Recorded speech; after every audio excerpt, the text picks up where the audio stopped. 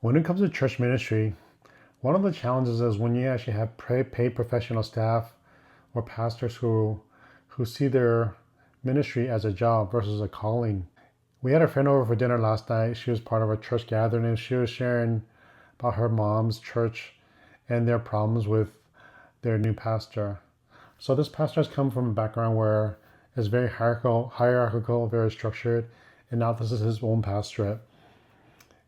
And here's a tension because he comes into this job as a job, 9 to 5, and he doesn't really feel his calling and he doesn't feel this need to go beyond what his job pays him to do. Whereas the people who hired him, the church itself, because they hired him, they expect him to do the work of a minister and they believe that he should see this job as a calling.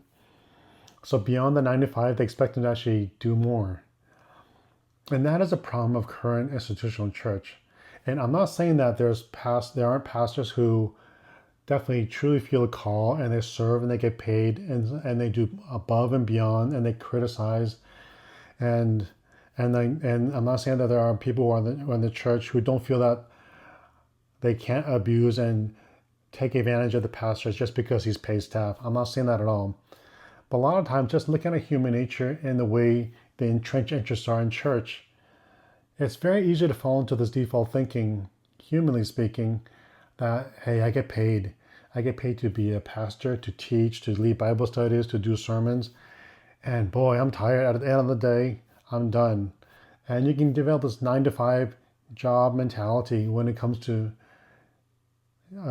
ministry.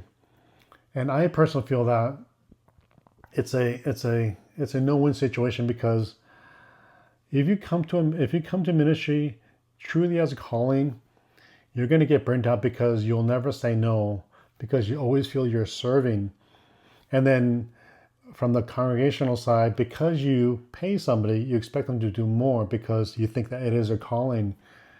And you don't understand that just because you pay somebody doesn't mean that you don't do any work yourself.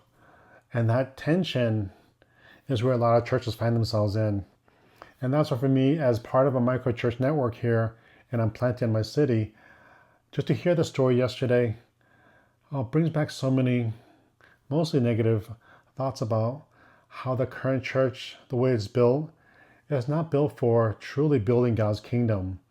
A lot of times it's built for man's kingdom, twisted to fit the spiritual dynamic, and a lot of times it doesn't do that very well.